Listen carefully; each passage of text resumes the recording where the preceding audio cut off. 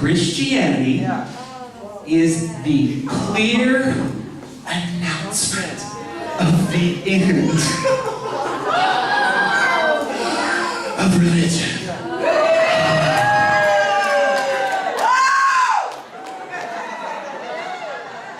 Effortless salvation.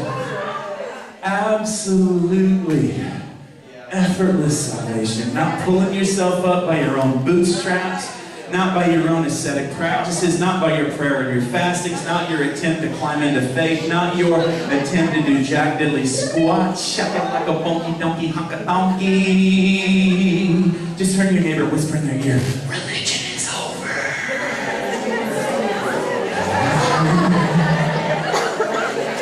It's over.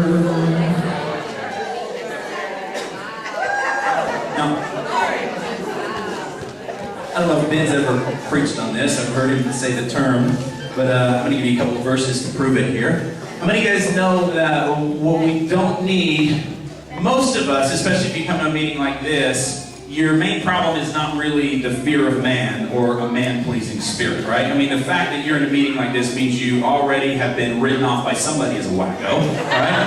And you just decided that you're in for the long haul. You put all your chips, all your eggs in one basket, burned a couple bridges before. You really don't give a rip, all right, what people think to some degree, right?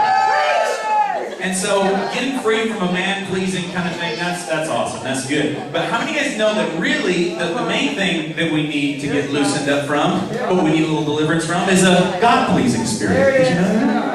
How many of you guys are ready to get free from your God-pleasing? Anybody like to shake that God-pleasing right off of you? Oh my goodness, that's what we're talking the businesses. That's where the bread is buttered, my friend. That's where the peanut butter and jelly flows in the middle of the biscuit. That's where the goodies are. Getting free from your God-pleasing, all right? How many guys would like that?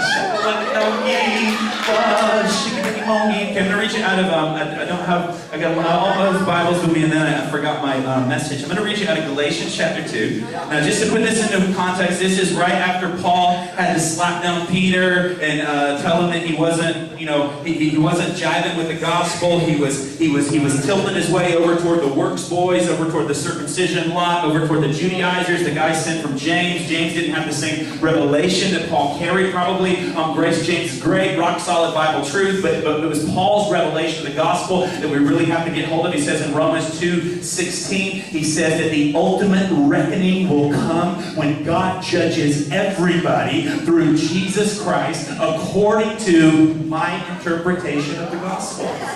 Pretty bold, Paul. Pretty bold. Paul did write 2/3 of the New Testament. You guys know that we like Paul. Paul had to slap Peter down. Men from James didn't understand Paul. Mark traveled with Paul before he wrote the book of Mark. Luke traveled with Paul before he wrote the book of Luke. As a matter of fact, the book of Luke is not even Luke's own eyewitness account. He openly says in Luke 1 that he got his account from eyewitnesses. Luke wrote the book of Acts before he traveled with Paul, learned from Paul. Before he wrote the book of Acts, Paul takes front and center stage in the book of Acts. Paul's letters were given to the church before the four Gospels, Matthew, Mark, Luke, and John. The Gospel is not Matthew, Mark, Luke, and John. Matthew, Mark, Luke, and John are mostly letters recording the life of Jesus, historical accounts and teachings of Jesus, but they themselves are not the Gospel. And if you didn't know this, Jesus was not a grace preacher. You guys know that, right? You guys know that? I hope you knew that. You know, Jesus was not a grace preacher. He preached the law. I didn't come to do away with the law, but to fulfill it. Matter of fact, he preached the law on steroids. He said, Moses told you if you committed, do this with a lady, you commit adultery. I say if you wink at the magazine in the grocery store aisle, you've already done it. He took the law to a whole other level. That's why he'd say things like, okay, boys, you're going to clean yourself up. All right, chop off your hands, pluck your eyeballs out. All right, that's what it's going to take. The point of Jesus' teachings, the point of the parables is not to get you to try to accomplish them. The point of the parables is to absolutely frustrate you. That's right. Frustrated. So you throw your arms into a savior, or throw yourself into a savior's arms. Come on, keep going. Savior and hold on to Him in our arms. We need to throw ourselves into His arms. We try to get Jesus to save us. He just wants us to accept our already given acceptance.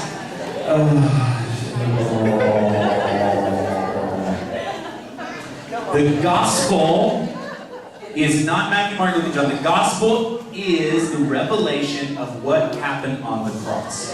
It is most clearly articulated by the Apostle Paul. You've been stuck in Jeremiah for a few years. I'd encourage you to read something out of the New Covenant. It'll help you out. Get into Paul's letters a little bit. Get the gospel into you, okay?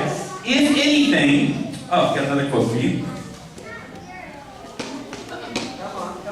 If anything, the Gospels accordingly were written for the sake of the epistles, not the other way around.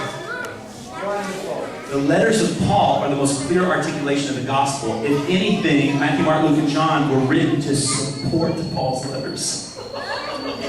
Did you know that? Oh, you thought just because it was in a particular order in your Bible that the important stuff was first. Oh yeah. You thought the red letters were the most anointed part of the Bible because they used a different color ink.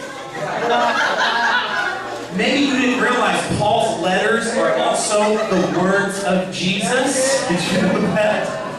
Now, if you think that I'm a little too Pauline, you think Ben and I are a little too focused on Paul, well, I have an answer to your charge, and I'll go back to my clip notes here.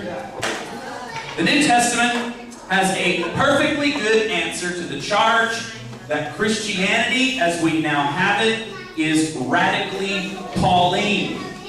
Why is it so Pauline, okay? The answer is that God hired Paul, then called Saul on the road to Damascus for the precise purpose of making Christianity Pauline. That is, of rescuing it from the overly religious orientation of the exclusively Jewish Christian Jerusalem church. The main item in Paul's job description was precisely that he knock religion on the head. How many of you guys would like that job description to knock religion on the head? Would that be kind of fun? That's my job description. That actually is my job. I've got another quote for you. So I'm going to quote Rand Cameron. This is what I'm going to roll. Here we go. That's mine and Ben's job description. This is what he says. He says, I think good preachers should be like bad kids.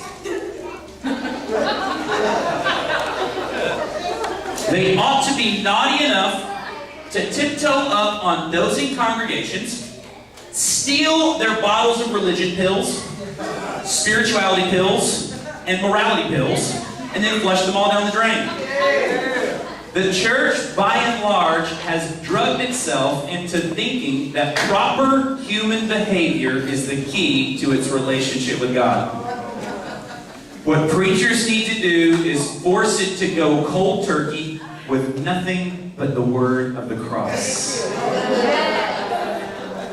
And then be brave enough to stick around while it goes through the inevitable withdrawal symptoms. How many of you guys are ready to go absolutely cold turkey? Do you think you can handle this? It gets a little bit tricky when you go cold turkey. You got to be comfortable with being perfect. Just tell your neighbor how perfect they are. Whisper it, they're so perfect. You gotta be comfortable with being perfect, by no efforts of your own. You gotta be absolutely comfortable with being not just forgiven, but having your sinfulness absolutely eradicated, absolutely extracted, absolutely your whole hard drive wiped out of sin. You have to be comfortable with this reality of who you are. You gotta be comfortable being beautiful. You're gonna have to get comfortable being rich. You're going to have to be comfortable not walking around in false humility. You're going to have to get comfortable with not trying to do things to earn extra brownie points with God.